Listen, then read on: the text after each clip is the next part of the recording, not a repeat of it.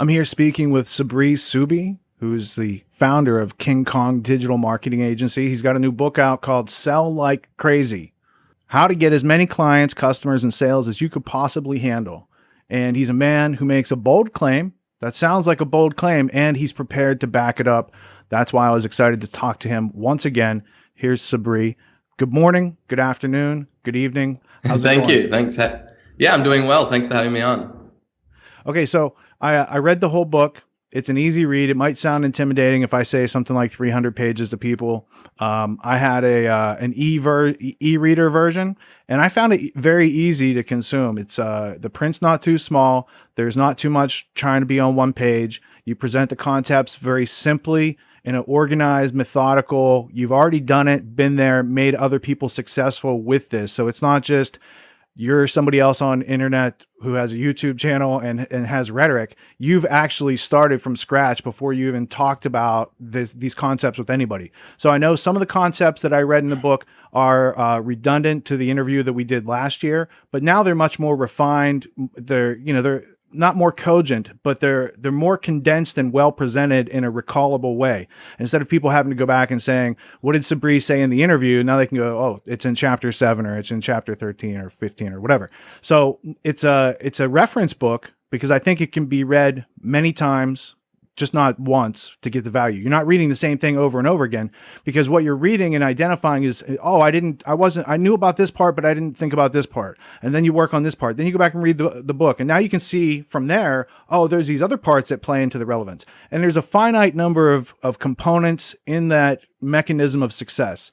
And what you've discovered is, at a certain level, if you get your business to a certain level, you can afford to implement different types of marketing strategies that have basically more of a guaranteed payoff than real estate or Wall Street investments or these other things that people think of as investments. And for entrepreneurs, it shows them that rather than trying to diversify and scatter their wealth throughout those markets, maybe they should just take some of that focus, get some clarity, get a clear message that converts, and undertake some sort of marketing strategy. That's what you offer people, from what I understand. And when I went through the book, again, I'm familiar with a lot of the concepts, but I thought you had a very streamlined presentation that didn't have your ego in the middle of it.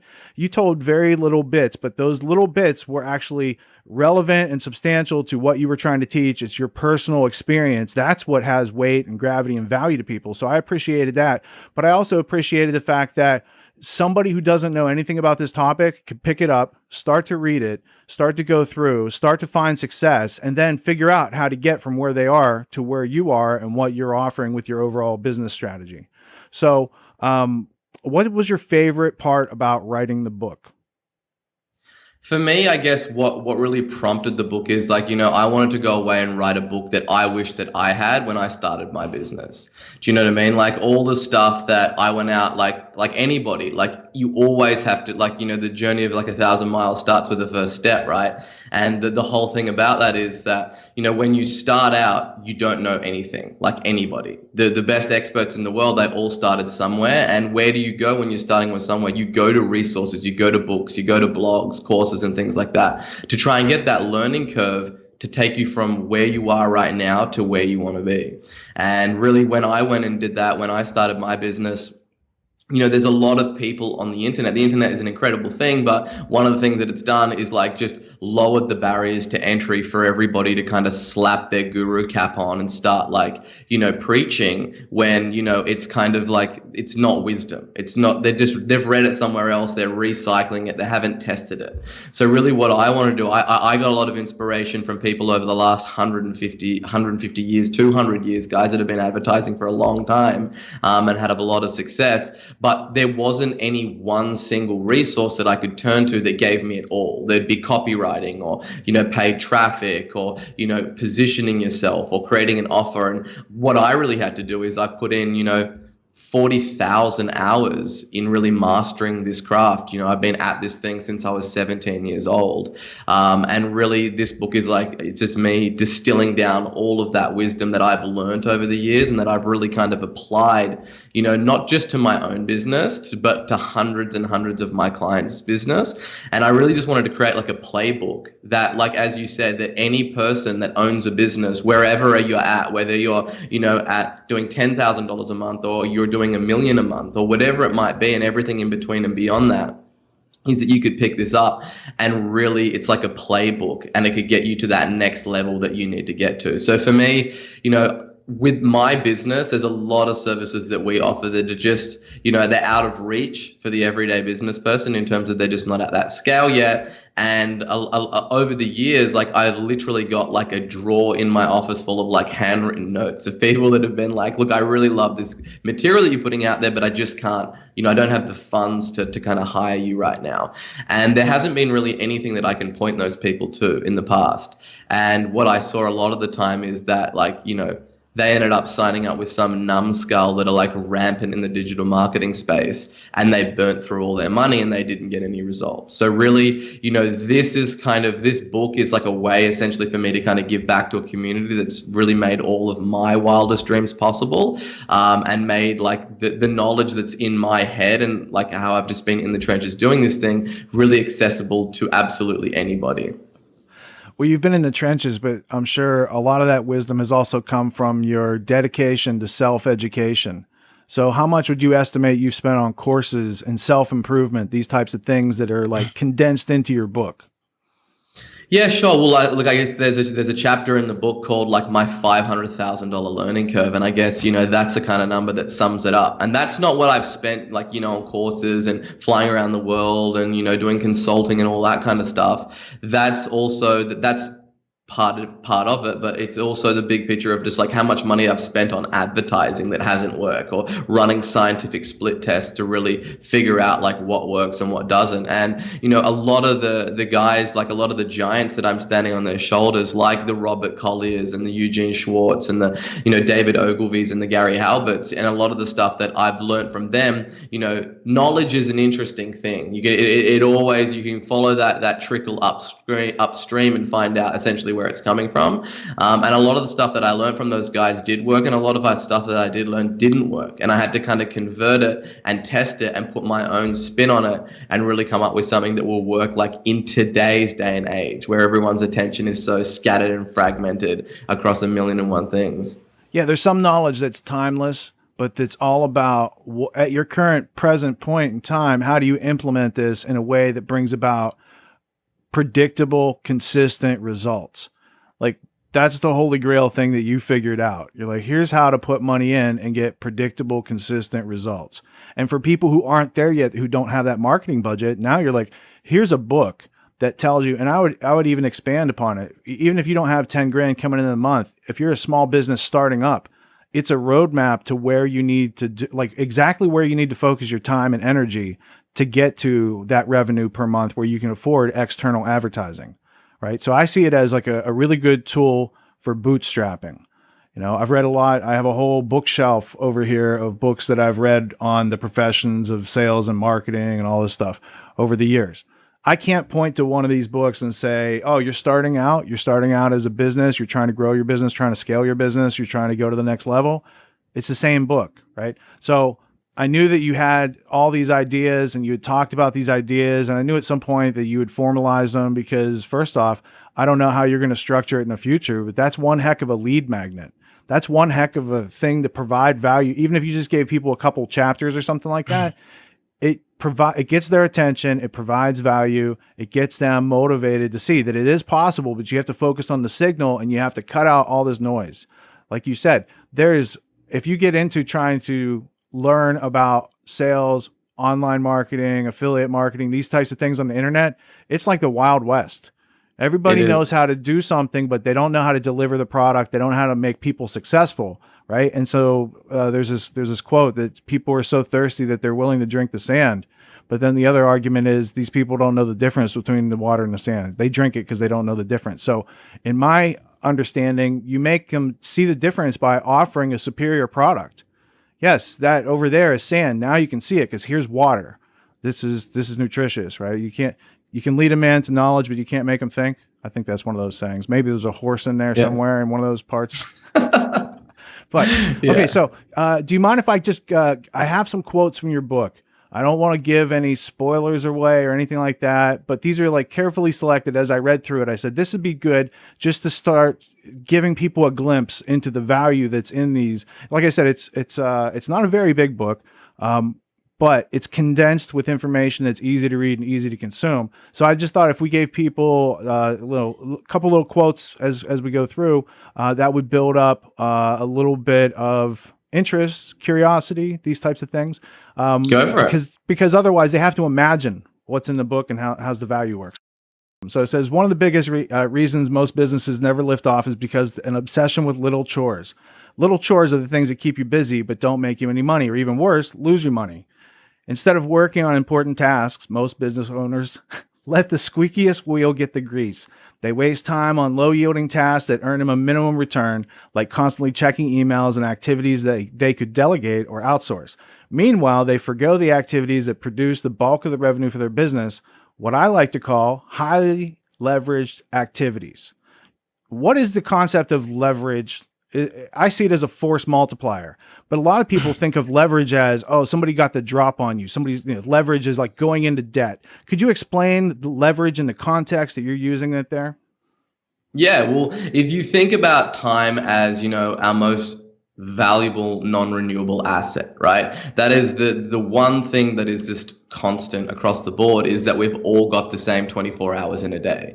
So when you're looking at, okay, where you should be spending your time, you need to look at how do you maximize that time? You can't create more time. You can only get more leverage from the same inputs, but how do you get more outputs from the same input, right? And that's kind of like a question that I've always been fascinated with, especially when scaling up my business, is like, where can I get leverage? Do you know what I mean? Like, what are the one-to-one manual tasks that I'm doing that are repetitive, that are getting me, an X amount of output? What is an activity that I can do? And instead of putting 1 unit into the machine and getting 1 unit out, or 2 units out, how can I put 1 unit in and get 100 units out? So when I'm talking about leverage, I'm just talking about really just leveraging your time and getting like a multiplier on those inputs in terms of your business. So, should you be just checking email all day and have, like I see people all the time have their email open as a tab in their browser, which is just like, your inbox is somebody else's to-do list for yourself. Like, it's not like, if you're planning your day and you're managing your time, like, you should be checking that sucker twice a day and that's it. Do you know what I mean? Because it's just a demand on your time. And then what else can you be doing to actually create leverage? Do you know what I mean? If you, for instance, it might be, instead of being in a one-to-one sales environment, and instead of speaking to a prospect and doing an individual sales pitch with them, how can you actually take that sales pitch and turn it into an asset that works for your business? And what I mean more specifically about that is, like, instead of doing like a one-to-one sales pitch, or instead of you, the business owner, delivering that, how can you create that, maybe craft it into like a video sales letter or a webinar, and then have that one sales pitch, pitch 500 people a day instead of, 50 people a day. And that was, for me, really when I made the biggest shift was, I went from like making 100 to 150 cold calls a day and calling upon businesses and signing people up. And I realized, like, look, I'm really good at this, but there's only so many hours in the day, right? I'm always against the clock. There's only so many people I can speak to. How do I get leverage? Do you know what I mean? How do I scale this thing up? And that was when I started writing ads. And instead of like calling on 100 people a day, I was calling upon 100,000 people in a day that would see that sales message. So that's really what I'm talking about when I talk about leverage. I think that the idea of leverage that people miss out on is, the longer the lever, the less force you have to apply into that system to move a giant weight. And most people with a startup business, or even anything under, like you mentioned, the 10K level, if you have less than 10 grand coming in every month, you should just work on building a bigger lever, because the fulcrum's there, but it's too heavy for you to press by yourself. And when you formulate a message, and the message is just really a message that converts. If it converts on a regular basis, then it's worth putting ad money behind it, because that's the model, right? You perfect Correct. A verbal or written presentation of the idea and make them an offer that they can't refuse. And then when they go to transact, that takes them to the next level, right? and then there's a guarantee. We'll get to the guarantee part because I like that part of the book and how you left it for last, because the book is structured very much like a landing page, like a sales page, like a presentation page, like a showcase page, right? The next quote I had, this I thought was just a nugget of wisdom that we should all learn in school, but we have to all learn the hard way through all these various failures until you bump into some real wisdom. So here it is. The market doesn't pay you to have the best products or service. It rewards you for solving problems. A transaction takes places where, in the mind of the consumer, the value of the solution you're selling outweighs the price you're asking. I think that's a basic axiom of how the economy, how the free market actually works. But it's lost on most people who are out there being the consumers in that market. Like people participating in something every day that they don't really understand. So from both the buyer and the seller side, that's an awesome nugget of wisdom that I haven't seen written down or pointed to in the past. Yeah, well, look, it is, and it's something that, you know, when I went to university and did like a marketing degree, that I wish that they would have taught me. Do you know what I mean? Like day one, like it's absolutely ridiculous, but like that you don't learn this stuff. But that's fundamentally what you get paid for, right? Like you don't get paid for having like a really good product or having like a really good team or even having the best customer service. Like no one gives a crap about any of that stuff. Do you know what I mean? Like they do maybe post sale, but at the end of the day, fundamentally, like, you know, a transaction takes place where value exceeds price. So like, you know, if you're out in the market in a practical level and you're finding it very hard to sell your goods or services, you know, you want to look at like you're either not building the value high enough for the price that you're asking, because in the consumer's mind, like that value isn't exceeding what you're asking for. So, you know, like price is irrelevant. Do you know what I mean? It's completely irrelevant. It's all about the value. That's why there's people out there, you know, buying $1 million cars. It's like in their mind, the value for that car exceeds the price of what they're asking for, when they could buy something much cheaper to get them from A to B. Do you know what I mean? There's obviously a lot of psychology and other stuff that's playing into that decision. But essentially, when you boil it down to its like fundamentals and its first principles, that's what it is. Well, and then I was going to save this question for later, but let's talk about it now because it ties into what you were just talking about. Let's talk about the structure of making people an offer that they can't refuse. And it had two parts, if I recall. There was the part where you make the offer and you tell them where you can get it, right? There was the two parts to that. I thought it was brilliant. I'm like, yep. It's so simple, yet most people want to make everything more complicated. And a lot of things that you teach in your book are the simplest way things can be done, which I thought was great because it's also the best way that can be done in those cases where you were doing the simplest way, like email marketing, which we'll get to in a minute. So Godfather strategy, how is it structured? Why is it successful for people when they implement it? And why does it not involve taking away anyone's free will? Yeah, sure. Well, look, the way that I look at it is like most businesses are walking around with resistible offers, not irresistible offers. Do you know what I mean? And they wonder why their business is stuck. Like in every single situation where a transaction is made, there is risk involved, right? And there's two parties involved in that transaction, and you're basically asking one of those people to burden that risk. It's either going to be the consumer who's buying that product, or it's going to be the business that's selling that product. But what I see people doing far too often is just putting all the risk on the consumer, which is ridiculous, right? If you want to get as many people coming into your business as you can possibly handle, you need to burden that risk. You need to create a product that's so white hot that does exactly what you say it's going to do, and then make some outrageous claims about that and actually guarantee it. So it first starts like with the Godfather offer. Like this isn't no sales shenanigans or any marketing hoo-ha, right? Like you first have to be a master at your craft. Like you have to go back and become so good at what you do that you're willing to stick your neck out and guarantee results. Do you know what I mean? And that's like, you know, we're rewarded in public for what we practice in private. And I've practiced this in private, you know, 40,000 hours at this stage on mastering my craft. And then once you've got, you know, something that you're so confident with, then what you want to do is you want to basically guarantee that. and you want to create an offer that burdens all the risk as a business. And when you do that, that's when you start going out into marketplaces and just completely invading and conquering them, because you're basically going out into a marketplace and you're basically presenting an offer to people that is so good that they can't refuse, hence the whole Godfather strategy.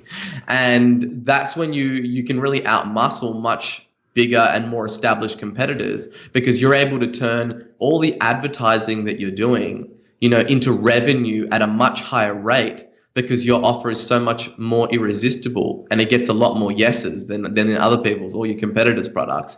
And then you're just in a position of power. Do you know what I mean? But it all stems with being able to deliver on that promise. Do you know what I mean? Otherwise, you go out of business very quickly. So, to kind of dial it back and look at it in its kind of core principles, you want to become a master at your craft and become very good at that. And then instead of like under promising and over delivering, you want to over promise and then over deliver.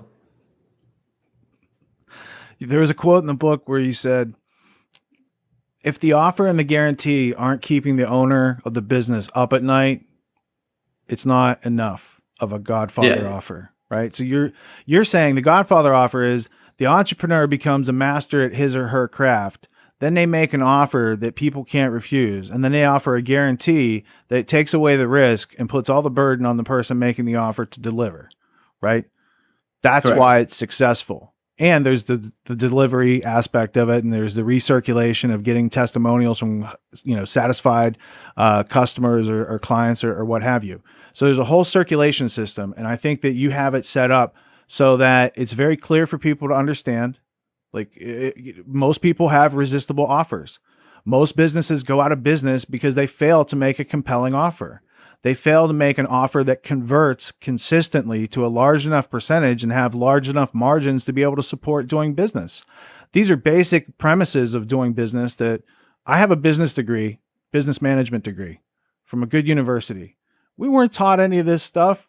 And then I found myself outside of the corporate world working on my own business. And I'm like, I have a degree, but I don't know how to run a business to the degree that I could have with all that money and time I invested into a university education. So I felt ripped off for a while, but I thought that victim mentality is like poison. That's toxic. It doesn't go anywhere. Let's figure out what needs to be done, what blanks need to be filled in. And for people who don't have the experience under their belt of interacting with people and solving problems and answering questions, because that's what sales really is, right? You're just asking questions and solving problems. That was also a chapter in the book, if I recall, how to think like a doctor, or how to sell like a doctor. Yeah. And we're not talking about pharmaceuticals. We're talking about just the inquiry process of diagnosis and prognosis and prescription. Go ahead. Could you explain that to the audience? Yeah, sure. So basically, one of the things that you find that most salespeople do is they're like super keen to kind of get into the pitch and start telling people about their products and services and all the features and the bells and whistles that it includes. And they're just rushing into a sales pitch. Instead of the analogy that I look at is like, you want to sell like a doctor. Do you know what I mean? If you go into or a head surgeon or whoever it might be, if you go into their office, you think about the environment, right? If you went in there and they're like, oh, hey, Richard, how are you doing? I want to write you this script for these antibiotics because I think you need them. Like before you even opened your mouth, like that doctor is going to be thrown into jail, right? Because they're essentially writing the prescription before doing the diagnosis. And you'd be like, what the hell are you talking about? Like, I haven't even told you what brought me in here today. Yeah, it's and you probably malpractice. get up and leave. Yeah, it's malpractice, straight up. So essentially and that's what's happening in the sales environment. Do you know what I mean? People are just writing the prescriptions before doing the diagnosis. And really what you want to be doing is simply, you think about that environment again. You step into the head surgeon's office. They're sitting down with a pen and paper and they're like, so Richard, tell me what brought you in here today. Then they're asking you questions, they're writing down. They're really collecting all their data and finding, okay, exactly what is going on with you before they even get to the prescription. And, that's really the way that you want to approach the sales game. And you want to approach that because, one, you want to find out whether or not that person's the right fit. right? You don't want to be selling people that are not the right fit for what it is that you're selling, because that's going to come back and bite you in the ass later on, and it's going to cause you all types of headaches and problems. But also when it comes to like a conversion standpoint, if you do go through that proper diagnosis and you find out all of the symptoms that this person's suffering from, to get to the solution that you want, when it comes time for you to write that prescription, do you know what I mean? It's going to feel a lot more targeted, because it is. It's based on exactly what that prospect has told you. And then, they're going to see that you're genuinely listening to them, and you have a very, your interests are aligned with solving their problems rather than just talking about your products and services. And then when it comes time to even talk about your products and services, it just has so much more impact, because they've just told you all their problems, and then you said, like, either, look, this is going to be a fit or it's not going to be a fit, and these are the reasons why. You told me before that you're suffering from this. What have you done in the past in order to solve that? What hasn't worked? What has worked? And then you're going to talk about, how your solution fits in to help them solve that problem. Well, and since we're not talking to any clients on the phone right now, if we could specify, this is the only time you could diagnose and treat maybe without having the conversation with them personally, because most businesses, from what I've seen from the stats, have they have a problem, and it's a business problem, and they think it's a traffic problem, but really it's a conversion problem. Really, it's a more complex problem. The traffic problem is what everyone thinks it is. And this is where people who think they have a traffic problem might get some prognosis, diagnosis, prescription from you via video without you having to directly talk to them. Could you talk about the issue of conversion versus actually needing traffic and their perception of it? Yeah, sure.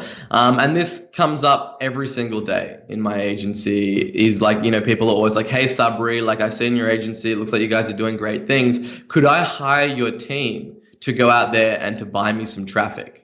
Do you know what I mean? That's all I need is I just need to get the word out there about my product or service. I just need to get some more eyeballs on it.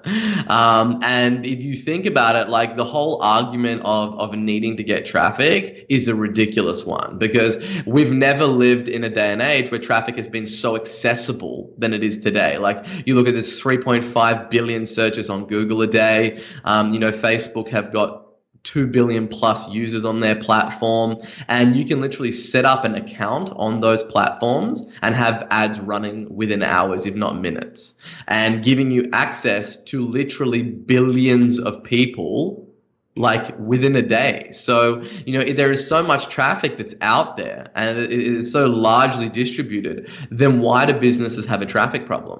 And the answer is that they don't have a traffic problem. They actually have a conversion problem, because, anyone that's done any online advertising, and haven't been met with success, they'll find out that it's very easy to get a lot of clicks to their website. But the problem comes in is actually being able to convert that traffic on like a unit economics basis that actually provides profit to that business after the costs associated with getting that traffic.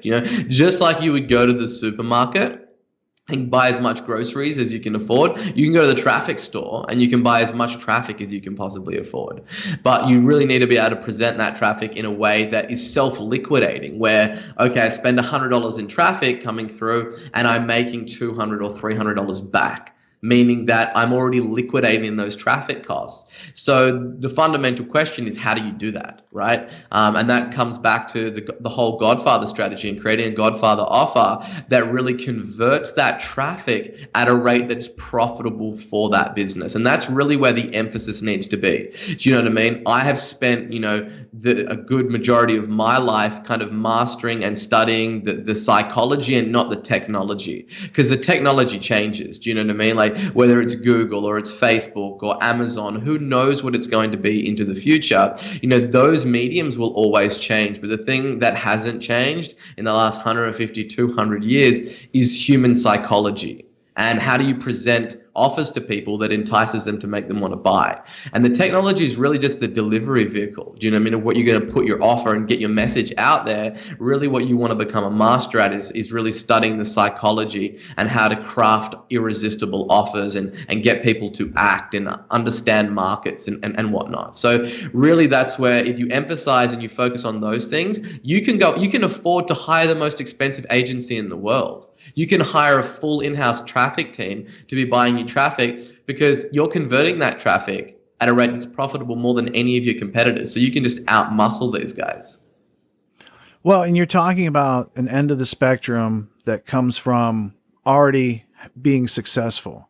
And if you go to, let's say, the planning end of the spectrum, where somebody's actually conceptualizing a product, aside from the psychological aspects that you just referred to, there's also the economic aspects that we're not really given the keys to. So could you explain from a pricing perspective why somebody developing a product or service or a consulting organization that offers products and services might want to have some sort of high ticket offer? Because it's only through the high ticket offers, from my understanding, that you can actually afford to put consistent money into Facebook or any of these platforms to be able to perform, as you just said. So I think there's a gap to be filled. I was hoping you'd fill it with some knowledge. Yeah, sure. I'll try it. So basically, what I see all the time is with businesses is that they're constantly focused on how do they get the cheapest traffic? How do they reduce their cost per lead or their cost to acquire a sale? And they spend like 80% of their time focusing on, how they can save money and spend less on traffic than spending like their energy focusing on how can they increase the lifetime value of a customer. So you really want to flip those dynamics. You want to spend 80% of your time thinking about how can I provide so much value to my marketplace that I can charge more than anyone else, and consumers would be willing to pay that because the value is just 10x what anybody else is charging. So really, if you're looking at kind of converting traffic at a rate that's profitable, it's very, very difficult to do that for, if you're selling like gizmos or gadgets for like 30, 50, even $100. Do you know what I mean? Because if you look at like the average conversion rate online, it's around 1%. Right? And if you're going to be buying traffic at like, $1 a click, you get 100 visitors coming through to your website, and you're selling a $100 product, and it's cost you $1 to get a click, you get 100 clicks, a 1% conversion rate, that's $100 that it's cost you to get that one sale that you make $100 off, right? So you can see very plain and simple that those economics are not going to stack up. You're not going to be able to scale a business based off that.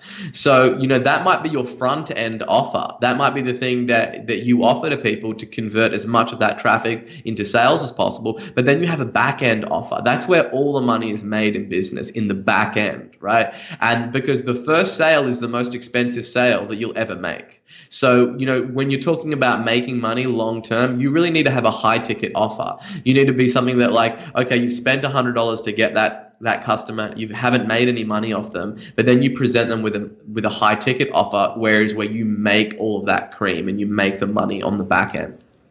And that's something that people just don't sit down and meditate on nowhere near long enough. Do you know what I mean? They go out there and they're like, yeah, I want to create this product because I like this product and this is the price point that I want to going to be thinking about. But they don't start with the end in mind. Do you know what I mean? You want to be looking at what are the economics that I am going to be going out into the marketplace, and what are these forces that are driving the marketplace that I'm going to need to be, yielding in order to make this work for me. And having a look at, okay, well, traffic costs $1 a click or $2 a click, and a conversion rate, give or take, is going to be 1 to 3%. Then this is how much it's going to cost me to acquire a customer. How much does my product need to be in order for me to, cover my overhead, to cover the traffic costs, to be able to employ people, to be able to donate to charities and give back? All of those different things, they're not factoring in. Do you know what I mean? Like, it's very rare that when a business starts out and somebody's pricing their product, do they ever factor in the cost to acquire a customer, which will always be the greatest cost when running a business. So if they don't factor in the cost to acquire a customer when creating and pricing their product, how's their success on a scale of 1 to 100? What's it rated? Well, the numbers show, right? Like 96% of businesses fail in their first 10 years, and 80% of those are going to be failing in the first 2 years. Like, that's the reason why. Like, most businesses are started by the practitioner. Like, that is like the chef who loves to cook, so he starts a catering business. Do you know what I mean? Or the builder who loves to build stuff, so he starts a building business. But nowhere along the way has this person been given like the building blocks and the critical thinking and the learning curve to really run a a business. Do you know what I mean? And be in the business that all business is in, which is sales and marketing. So that's why, in my opinion, I believe that the statistics are so grim. If you look at the number one cause to why businesses fail, it's because they were undercapitalized. And why were they undercapitalized? Because they simply can't ring the cash register in high enough volumes at fat enough margins to sustain their business. So if a business has a quality product that has quality customer service attached to it, makes an irresistible offer that still has under that the cost of the offer, can afford to pay for the ads, the management of the ads, all the other things that facilitate those things. And then you can put in money that predictably you get more out than you put in. That's the defining line between a business that survives another 10 years or one that goes out of business in the first 10 years. Because I think it was 96% of businesses go out of business in the first 10 years, right? So if you can't get your hobby or your interest or your small business to the point where you can start putting money in to get more money out in a predictable way, then your chances of surviving are, what, it was 4%. It was 4%, you said, right? So that's a harsh lesson to learn. And I know people that, go to like Harvard Business School type places, including that place. They're not taught the clarity and the simplicity of here's the benchmarks. If you want to continue being in business and continue doing what you do and grow at all, here's what needs to happen. And people spend years and hundreds of thousands of dollars to not get that information. So the fact that they could discipline themselves and read your book, or they could listen to the book, there'll be an audio version, I'm sure, right? But so let's just step aside from those aspects. And I wanted to talk about now people are thinking, well, I might have to delegate some money to marketing at some point. Let's just talk about delegation in general, because that's another like wall that entrepreneurs have to get through. You go from wearing all the hats to learning how to focus on what are the highest and best uses of my time and what are the other things that I can delegate to other people. And I think that the way you described it was very succinct, but I'm betting that you could just describe it even shorter right now. Yeah, well, look, basically, if you're looking at, most people are familiar with the 80-20 rule. And, most of my entrepreneur buddies that I meet, you're like, oh, have you heard about Pareto's 80-20 rule? Which is basically around, 20% of the inputs kind of result in 80% of the outputs. And most people have heard of it, but they haven't like ruthlessly applied it to their business and their life. So when I heard this thing, I was like, wow, that's profound. That's really powerful. Instead of it just being like a fleeting moment and I was like a short-lived inspiration, like I obsessed over this thing. Do you know what I mean? I looked at all of my business activities that I was doing in my business and looking at, okay, where am I getting the most leverage? Like, what are the activities that I do every day that move my business forward, right? That move the money needle. And really, like, that was like, the thing that I looked at. Okay, the thing that's kind of driving my business is obviously bringing in new customers, and I can have more money to invest in my services. I can hire the best team to create the best service, to deliver the best service. So it really comes down to driving revenue, right? And that's my highly leveraged activities.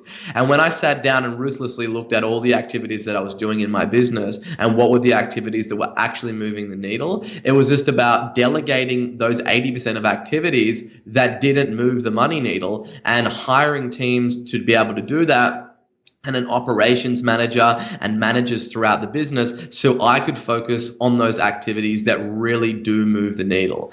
And that's where I see a lot of businesses fall over, unfortunately. They get stuck with the little chores. They get stuck with doing, like, creating proposals and, writing purchase orders and running errands and doing things that, like, a low-level employee could essentially do. And, you could essentially palm off at $20 an hour, and you as, like, the executive, as the captain, the one that's steering the ship, is doing like $20 task per hour, where it really is, you're getting the lowest yield on your time possible.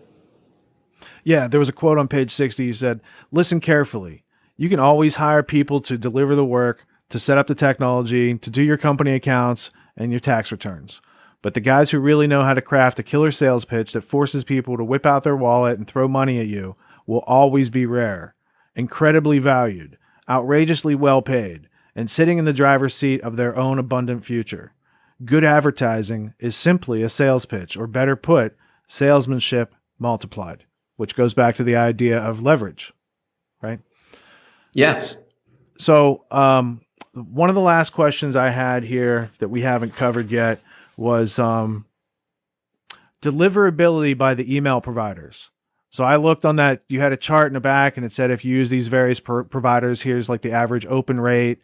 And the one I use is Drip, and it was pretty high up there, but that's a thing. And most people don't even realize that. You could be sending out email all the time and it doesn't even get to the people because there are spam filters and blacklists and all sorts of things that go on.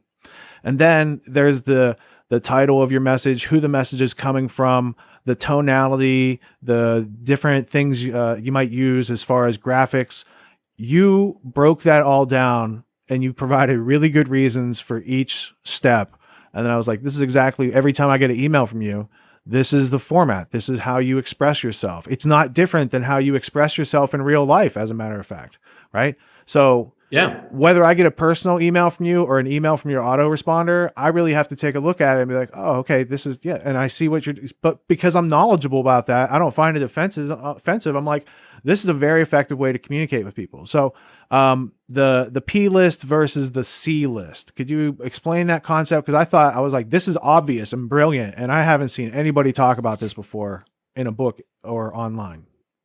Yeah, sure. So like again, like this came about from me doing an 80-20 analysis on my business. And I found out that email was, it brought in more revenue than all of my other advertising channels combined. Do you know what I mean? Combined. And once I found that out, I was like, well, I better get good at email, right? I better become like the best email marketer in the world, because this is the thing that really is paying dividends. So that was when I really kind of started to go super deep on email, and started to study this thing and figure out like the way that it worked, and just broke it down and reverse engineered like what I could do to become the most effective at this as possible.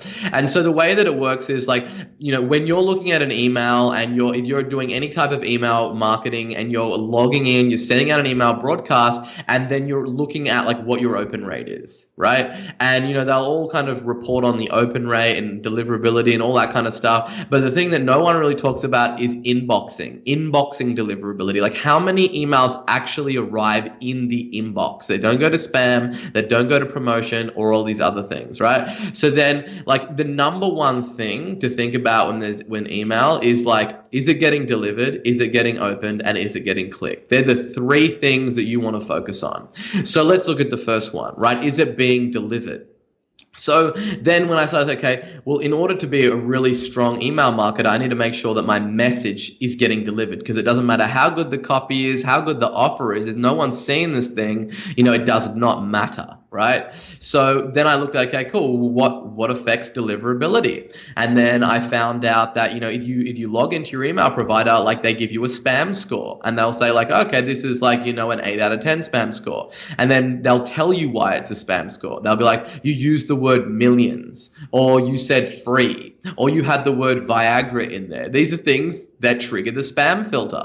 And then I obviously figured out that there's a thing called lexical sentiment bias, which basically scans the emails and finds out what are the words that are in there. And they basically go, okay, well, these are all the spam messages that we've blacklisted that are on this IP address. These are the words that they used. So, if your email has these words in it, then it's going to flag that, right? That's one thing, looking at the words that you're writing in there. And then there's a whole bunch of other stuff. So when you fire up your email in the morning and you have your cup of coffee and you look at it, the first thing that you're looking for is for emails that appear to be personal or important, right? And you're basically everything else that is like a commercial message that looks like it's from a company or an insurance company or a coupon, or just like that nonsense commercial messages, you're sifting those out and you're putting them into the C pile. Do you know what I mean? That's a commercial message that you're getting. So, like Gary Halbert spoke about in direct mail, like, everyone in when they open their mail in America, they open up their mail over like a wastebasket, and they basically put they put their envelopes into like the personal files, and then also like a promotional file. And it's the same with email addresses. Like you're only scanning your email looking for something that appears to be personal and important that you need to do, and everything else, it's like check, delete, archive, get rid of that sucker, right? So then the next thing is, okay, how do you make your emails appear to be personal? Well, you certainly don't send them from King Kong as a sender name. Do you know what I mean? You're going to be sending it from your personal name. It's that one-to-one communication. And then that's going to get someone to, first of all, go, okay, cool, you're going to pass the first sniff test. Like, this ain't a commercial message because it's coming from a user. And then, the name or the subject line is not going to be like offer or like anything that's commercial, or it's not going to be all in caps, or it's not going to even be in letter case. You have a look at the subject lines that you get sent from your emails. They're like, dude, check this out. Oh my God, you wouldn't believe this. So you need to be writing subject lines that appear to be personal. Then you pass the next one, because whenever you get an open, that's signaling to those ISPs that this must be a relevant email because people are opening it. So there's all these signals that they factor into to find out whether or not people are enjoying this email and that they're engaged in this email. If people are replying to the email, if people are forwarding the emails to friends, these are all signals that they send to their ISP to figure out whether or not this email is going to be of interest. And so that kind of covers off like getting it delivered and then getting it open. And then it's about just writing in a way that you would write to a friend. Do you know what I mean? Like, don't, like, people, they get all stiff when they have to think about they're writing an email to 10,000 or 100,000 or 1,000,000 people. They like, oh my God, I need to be all proper. No, you don't. People don't connect with that kind of stuff. You want to sit down just as me and you are right now and just having a chat. Do you know what I mean? I'm just telling you what's going on in my life, what's going on in my business, what am I doing? And like, the number one thing that I fear the most when I send an email is that it would not be entertaining. That's the only thing that I care about. Do you know what I mean? I want to bring like, some spice to that person's life. Do you know what I mean? I really sit and I imagine this person receiving this email. Either it's like a dull vanilla existence that they've got, or their week is really bored and they need some entertainment. I want to be that spark that they look to. I want to give them a bit of joy. I want to be a bit edgy, have a bite in my copy, where it's like they get a bit entertained, they have a little bit of a chuckle under their breath. Therefore, like, that's kind of going to be sending some dopamine to their brain. And I'm going to basically be positioning myself as like a positive anchor when they see my name pop up in their email address. That's going to kill the email blindness, and then they're going to open my emails, right? And once they start opening my emails, they start signaling to the ISPs that, okay, this is a good email. Then my deliverability goes up. And then not only that, so it's like a spill-on effect. It's like a small drop has big ripples. And like, the way that you want to look at it is your message has to be conversational. It has to be entertaining. And if you can get that right, it really kind of goes upstream and helps you with all the other stuff. Well, I think it's the connection between entertainment and value that really gets people interested, because you have to get their attention, you get their interest, and you provide them with some value. And then you actually have a chance to see if you can do business together or work together or play together or what have you. This is just like a life skill that we're not given.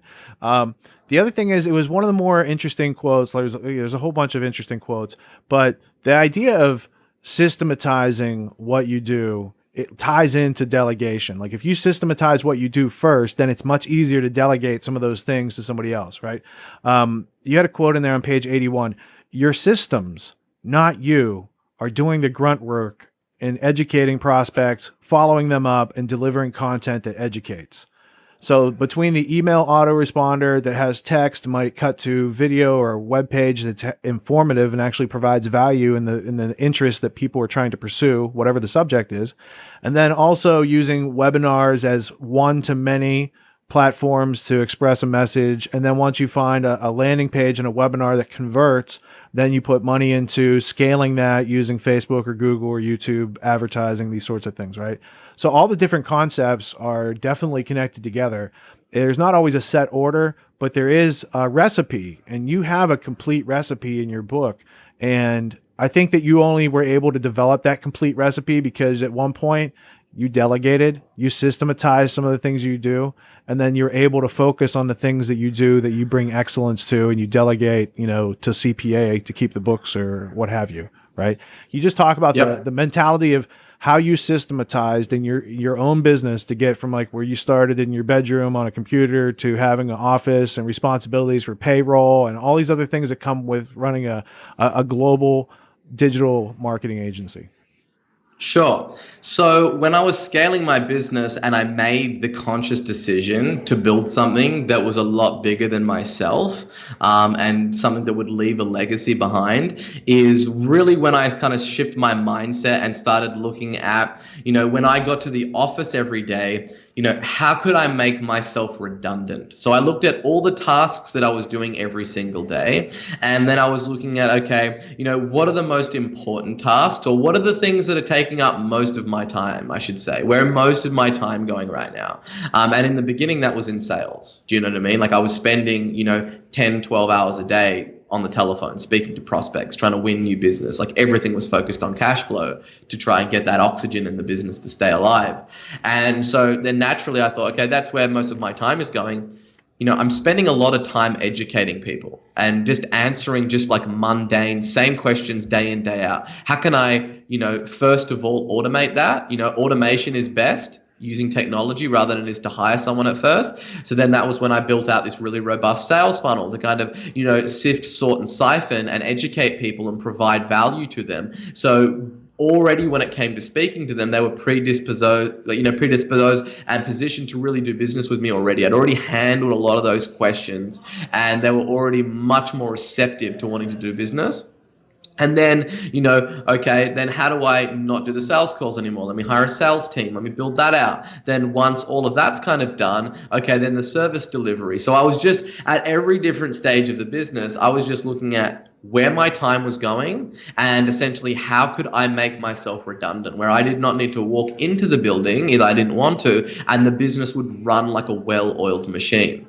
And then that's not so you can do that and then go like live on a beach and just check your internet banking and click refresh on it and look at it pile up. That's not what it's about. It's about freeing up your time so you have more leverage so you can steer the ship on where you need to go. Do you know what I mean? Because if you just do that and you just kind of rest on your laurels, someone will come in by the night and take your business from you if you're not constantly bettering it. So most people are looking at like, what can I say to get people to buy, rather than like, what value can I provide to my marketplace? What problems can I solve that people would be happy to pay me large amounts of money in exchange for like what's a pittance of the value that I'm going to be providing is far greater than what I'm asking for. So that's where I tend to focus most of my time, is thinking about, where and how can I provide the most value to my marketplace so people cannot compete with me.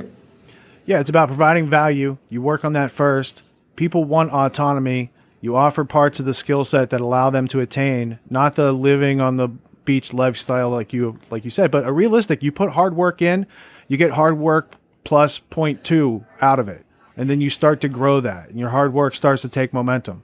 And yeah, I wanted to at least let the audience know Sabri actually didn't want to talk about his book. He wanted to talk about it at the end, and he had other things in mind. And I said, look, I just read through your book. I have all these quotes.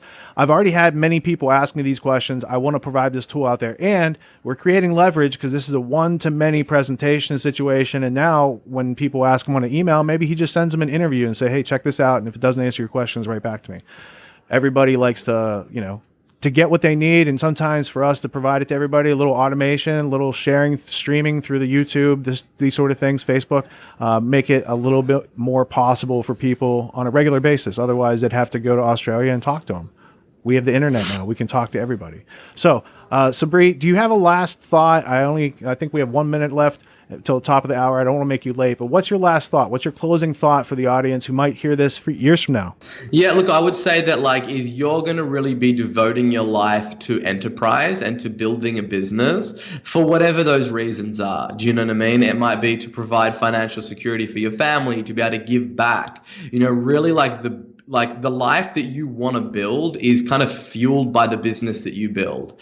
And like, there's no point kind of making compromises like along the way and like, getting only a small amount of the outputs, then a fraction of what you could get if you just dedicated yourself and went all in on becoming a master and mastering your craft. And business it's an up and down roller coaster. Like there's ups and there's very high ups and there's very low lows. And what you really want to do is like, just strip it back, pull back the layers of the onions and look at it in its kind of first principles, at the end of the day, business is about solving problems. And if you can solve those problems and provide more value, and the key is in being able to articulate that value in a way that gets people to whip out their wallet and want to buy from you, you can build a business that's bigger than what you ever thought, and you can have more impact than what you ever imagined from the get-go.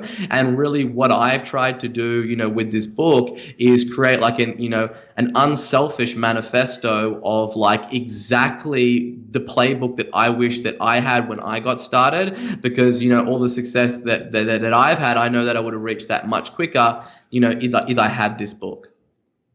And you wrote it for your daughter, right? So she has it, because sales is an important skill. It is, yeah. And so this is a legacy play, for me. Some people, might look at it, like it's a lead generation tool for his agency, or, however the naysayers want to look at it. But really, this is like a dedication, and it's a legacy, something for me to leave behind. So, in 100 years from now, people are reading this, whether it's my grandchildren or whatever it might be, that they can look to some synthesized wisdom and literally use the practicality that I provide in this from all the years of hardship that I've had in really mastering this and sharpening my teeth in the trenches, and just to go out and apply it to their business. This isn't like, a sales pitch for you to read this book and I leave out all the hidden gems that you need to hire my agency to do. Like, you can literally go and get this book and just read it and apply it, and you will be successful. The only thing that I have to say at the end of all this talk is, yes, if people actually read the book and implement it, it can be successful. There's nothing in the book that you can't implement on your own, but it also shows you the complexity involved and the hard work involved to actually do it yourself. So it gives people the appreciation for why they want to systematize, then start to delegate. And then once they delegate, they want to hire the best and turn it into something that really goes someplace and scales. There's now a defined process and way to get there that they can see. And even if you had a business degree from university, that hasn't been clearly painted out for anybody. So if you're starting your own business, this is a good place to start. And if you're scaling your business, it's a good place to start. And, for a skill set that's going to be around as long as there is a free market and people own private property and want to do free exchange, it's a useful skill set. Every business needs it, but we don't have it taught in universities. Is it taught in universities in Australia? It is not. So okay. Yeah, it's the greatest skill that one can attain, and it's not taught. Well-kept secrets of success. Sabri, thank you so much. Have a very, very productive day, and I appreciate it. Thank you for hanging out. Yeah, no problems. Yeah, and look, for anyone that's wanting to know where they can get the book, it's going to be available at selllikecrazy.co. Thanks for having me on. Yeah, and when the book's published, when I click the links that are mentioned in the books, they'll be live, because right now it says, put the resources here. Yeah. All right, cool. Thank you so much. I'll check out those resources. And for people who want the book, they can also get it in the notes for this episode. And have a productive day. Seize the day. Get at it. Fantastic. Peace. Cheers.